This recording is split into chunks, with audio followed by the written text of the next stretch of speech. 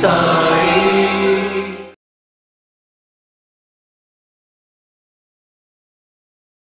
ఆశ్చర్యపోయాడు చాంద్. చూడండి, అదే ఈ కాలం స్వాములు అనుకోండి, మాలాంటి వాళ్ళు అనుకోండి, టీవీ నేను పిల్లవా, నువ్వు పిలు కొంచెం జూమ్ షాట్లు పెట్టమని బాగా, మా కృష్ణ గారిని పిలిచి పొగడమని బాగా విశ్వచేతనిస్తాను పులు. ఈ లోపల భక్తురాలు పిలిచి గురువుగారి దగ్గరికి వెళ్ళామండి, సూపర్ అండి, చెప్పించు ఇలా ఉంటుంది. కానీ అప్పుడు చూడండి, ఎవ్వరికీ చెప్పనని మాట ఇస్తే వస్తా అన్నాడు. మాట ఇచ్చాడు చాంద్. మాట తప్పావో తల పగులుతుందిరా అని చెప్పాడు ఆయన. చాంద్కి నమ్మకం వచ్చింది. నేల మీద కొడితేనే నీళ్ళు వచ్చినాయి, నేను వీళ్ళకి చెప్తే నిజంగా నా తలగా పగిలిపోతుందిరా నాయన. ఇది ఎందుకు చెప్తున్నాను, మీకు ఒక్క చోట కనెక్టివిటీ ఉందండి, మీరందరూ కూడా ఒప్పుకుంటారు. వచ్చాడు, చాలా నిరాడంబరంగా బాబా అలా ఉన్నాడు. కొంతకాలం అయిన తర్వాత చాంద్బాయ్ యొక్క మేనల్లుడు వివాహము షిరిడీలో ఉన్న అమ్మాయితో నిశ్చయమైంది.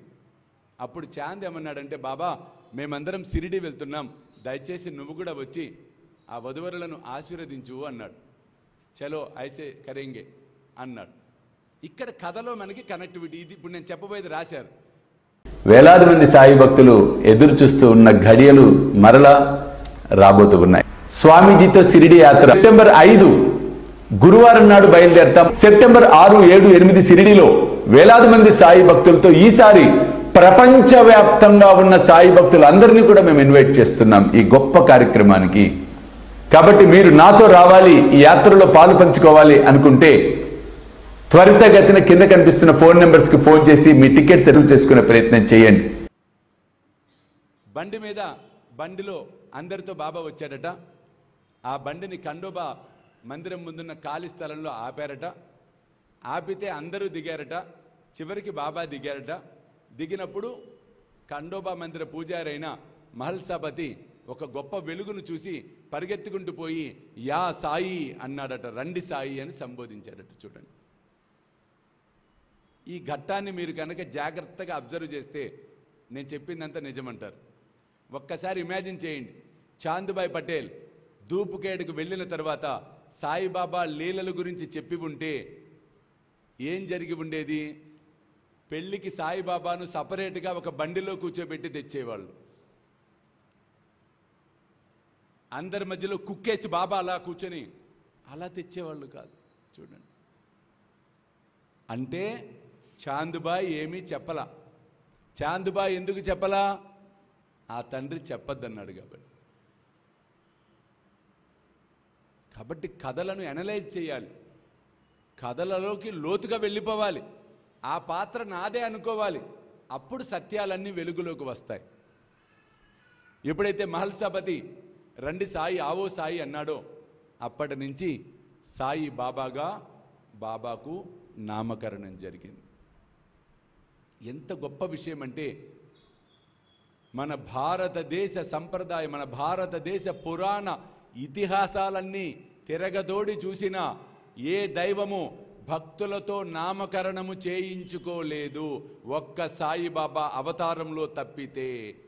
ఆకలితో ఉన్నవాడికి పట్టడన్నం పెడితే నాకు చెందుతుంది అని సాయి మనందరికీ సాయి సచ్చరిత్ర ద్వారా తెలియచెప్తామనేది జరిగింది. కాబట్టి పట్టడన్నం అనేది కాదు, కడుపు నిండా ఆకలితో ఉన్న వారికి భోజనం పెట్టే కార్యక్రమమే శ్రీ సాయి భోజన్. కాబట్టి మీరు కూడా ఈ అద్భుతమైన మహాయజ్ఞంలో పాలు పంచుకొని సాయి కృపకు పాత్రలు కావాల్సిందిగా కోరుతున్నాను. వివరాలకు కింద కనిపిస్తున్న ఫోన్ నెంబర్స్ కి ఫోన్ చేయండి. చూస్తూనే ఉండండి శ్రీ సాయి సర్వస్వం యూట్యూబ్ ఛానల్.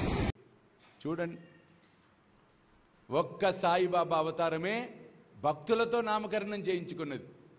మహల్సాపతి నోటి వెంట వచ్చిన సాయి అన్న పదమే నేటికి కూడా సాయి బాబాగా ప్రపంచ ప్రఖ్యాతి చెందిపోయింది, భక్తుల హృదయాలలో గూడు కట్టుకుపోయింది.